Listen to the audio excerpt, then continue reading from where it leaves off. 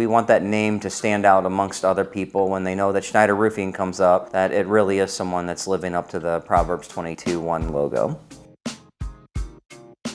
Since I've been 5 years old, my dad drugged me out to construction sites. So I kind of decided to get into roofing and take on that same idea of doing construction, and been doing it for about 35 years, 36 years now. Pretty much every commercial type product in the industry we touch and see. A lot of restaurants need a lot of ongoing maintenance. Because we're faith-based, we do see a lot of churches. Those kind of roofs can be all over the board. We are doing enormous amount of apartments, multifamilies, condos, larger commercial products. So whether that's something as big as a Walmart or something as small as a 3-family store mini mall.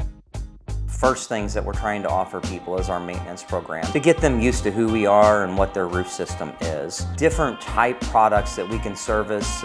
It's pretty much everything commercial. So metal's going to be commercial.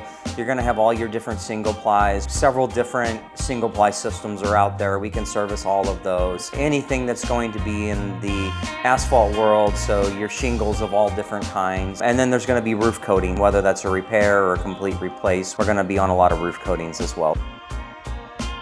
Being a Christian and coming from a Christian background, and there was a great verse in the Bible. It's in our logo, you'll see it on our trucks, you'll see it on our contracts, but it's Proverbs 22:1 that says a good name is more desirable than great riches. And so yes, we are in the business to make profit, but at the end of the day, you're only as good as your name.